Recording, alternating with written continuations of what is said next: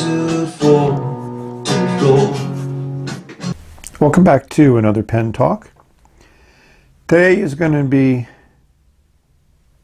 a review of this pen. Well, it's going to be a multi-stage review.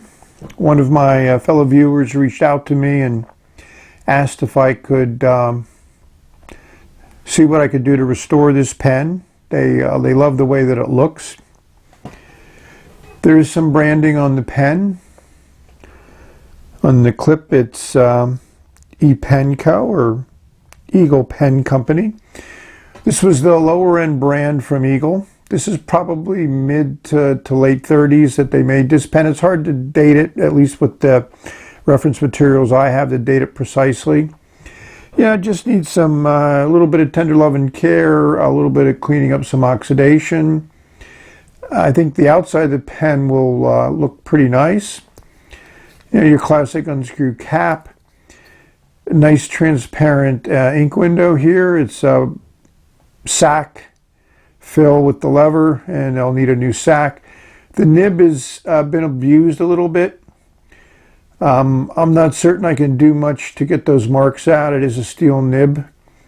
You know, the classic ebonite feet on the back, so I'll see what I can do to restore this nib, or see if I have one of my spare nibs that might work in this pen.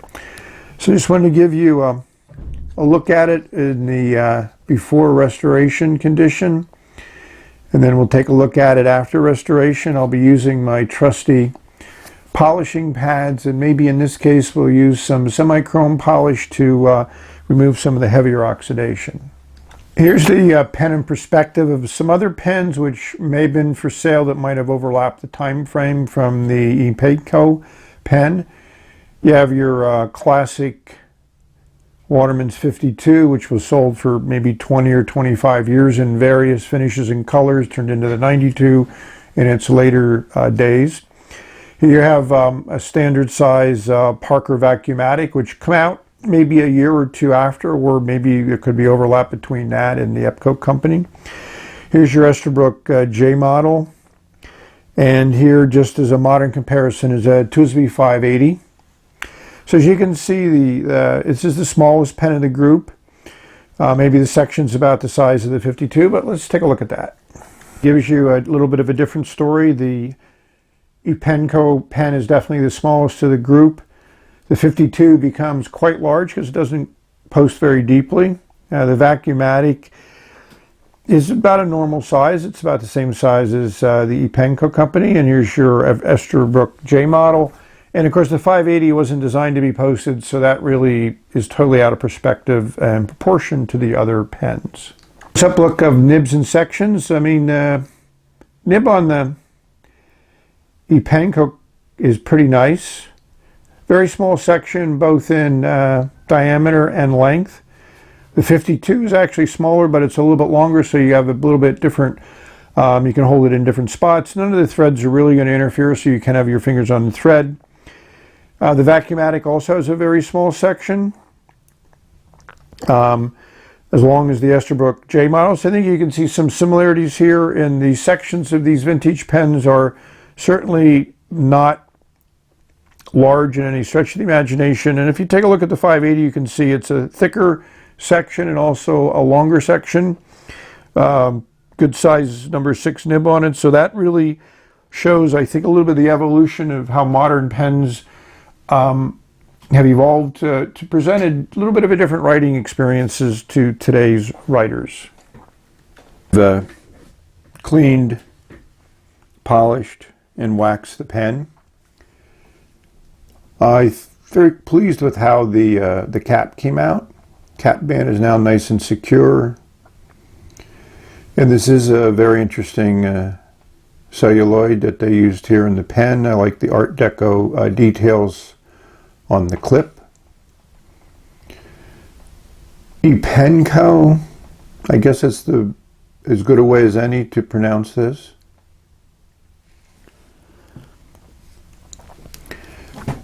I can only get the clip so clean, but it does show some interesting little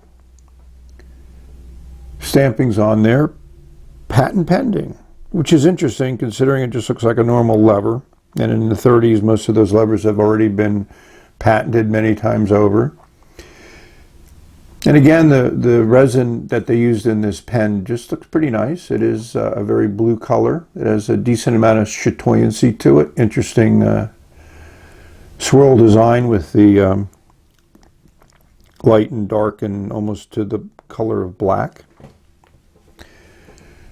This section cleaned up well.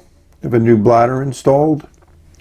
I used my normal glue when I put the bladder, the sack, onto the end of the section, and then after a day I used a little coating of shellac just where the section and sack meet, make certain it's nice and sealed, and also to give a little stability to the sack so it hopefully survives the test of time.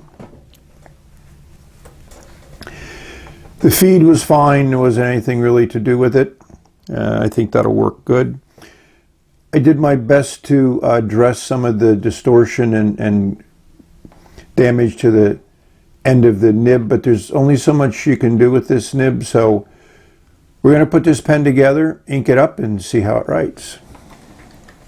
After inking the pen up, I had a major challenge with getting ink flow to the nib.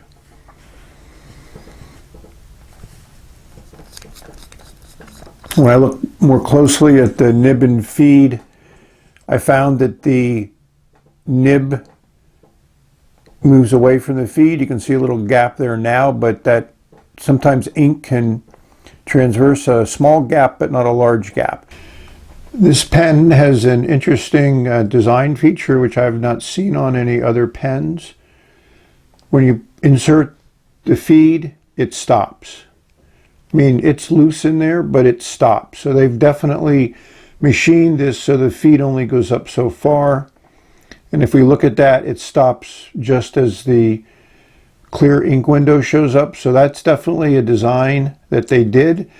But this is unlike other pens I have where you can position the feed and the nib in various locations to get different types of flow. So this one, you're pretty well stuck. And I tried different nibs in here, and I can't get another nib to fit correctly the way this feed is designed. So this is pretty much what we're left with. And like I say, we can get it to write. And it does look like a nice pen, so that's where we'll leave it. Satisfied with how the pen wrote, and even though I felt it was a design flaw on how it was put together, I had a epiphany. This is a Bakelite, sorry, this is a hard rubber ebonite feed, so it can be heat set.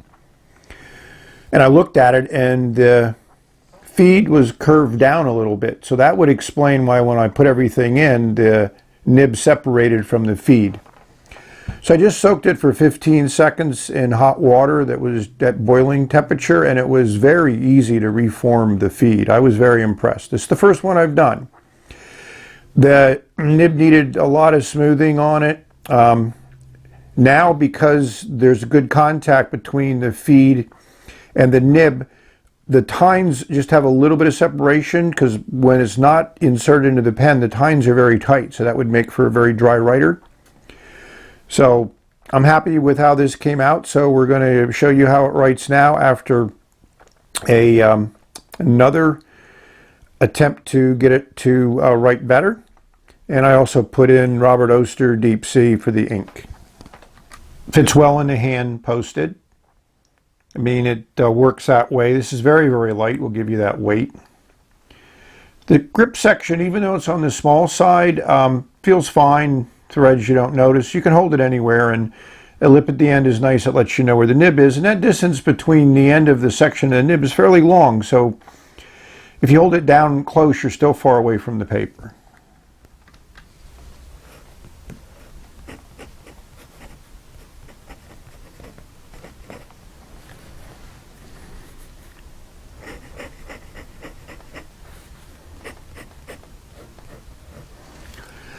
It's never going to be the smoothest writer, but the flow is definitely better than it was before, and it writes consistently.